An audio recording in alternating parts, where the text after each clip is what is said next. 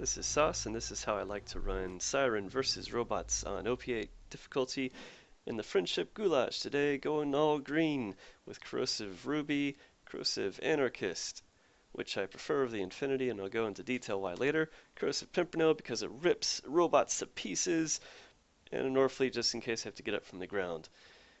Like the Longbow Quasar for crowd control, of course a damage recharge relic that is according with the overall corrosive build. Anarchist shield works really well with a Bullet Witch class mod if you can't have a binder mod or another legendary mod. Bullet Witch class mod has this bonus to kinetic reflection, which is awesome with the antagonist shield, and it also applies the cloud kill corrosive damage, which of course had a major boost about a year ago. So it's really effective, but still I prefer the binder class mod overall. BAR turned off for this run, as normal.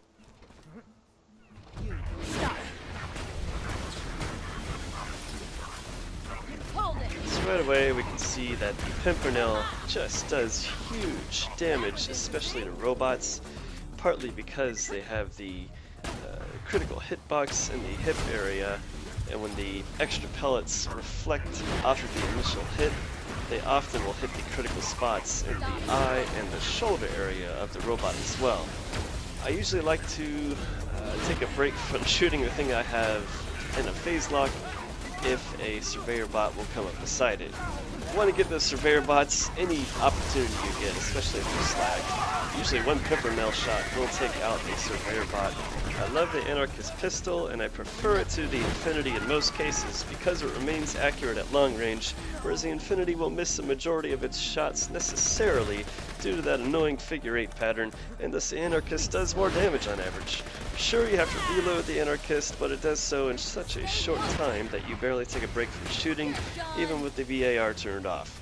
The antagonist shield is also really great because it has a very short shield recharge delay and has a very quick shield recharge rate. But aside from that, it'll slag things that shoot you most of the time, and if you're a Siren with the cloud kill perk, it does indeed apply that cloud kill damage if it has not been applied to something else already. Here I use a Quasar grenade for keeping that exploder bot off my tail, and I just love him for overall crowd control, while your phase lock is not keeping control of things itself.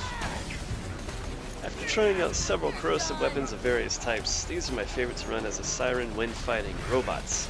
The Ruby is every bit as good at damaging as the infection pistol, but the healing factor of the Ruby makes it far better. And again, this is an alternative to the Sandhawk B Cat Siren loadout, which you just constantly see played at high level. Don't get me wrong, that's an awesome loadout, but if you want to approach the Siren a tad differently than everyone else, this works well too. And when I'm helping somebody with the later waves of Dedestruct Peak, I too will whip out the Sandhawk B shield, believe me. It does a whole lot of damage, especially in single targets, and it's great for elite bosses like Scorch and Dukino's mom and so forth.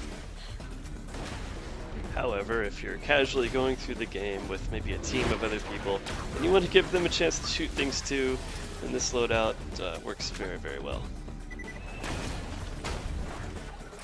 One annoying thing about these SGT loaders and angelic loaders is they have these panels that cover up the hip and the arm, shoulder joints that is, which make it harder to get critical shots because the only place left is the eye, I believe. And thus the Pimpernel is a little bit less effective. You just gotta keep hammering. Please step away from the Siren. No touching. I actually got that surveyor that flew off. So I've been taking a lot of damage here, and thus I keep the Ruby out as long as I'm under fire and my shield is depleted. When everything's shooting at you, you definitely have to keep that Ruby out to keep healing, otherwise they're going to knock you down in no time, especially with the VAR turned off. And again, Ruby heals just about as well as the Grog. I'm a big believer in it, especially on this Siren build. Not this time. Buy him. So happy that I found this boss before he found me. Guess I get to get a lot of cheap shots on him.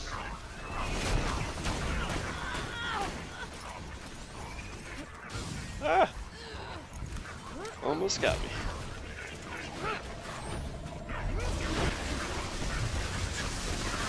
Anarchist just eats him alive here. Not that these robots are alive. Or maybe they are. I mean, they all imported a modified AI from the first Constructor bot in the pre-sequel, which was kind of alive. So maybe these robots are kind of alive too. Like Johnny 5 was alive. And in that case, I feel all the more better about murdering these robots. Die, Johnny 5! Disassemble! Ah ha ha!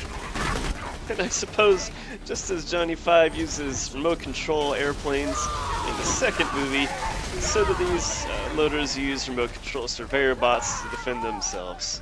Weird. Man, the parallels go on and on. Oh well. This has been my corrosive loadout, which I always like to use versus robots.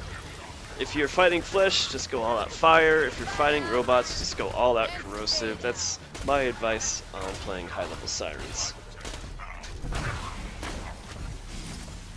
Ah, you, get back here.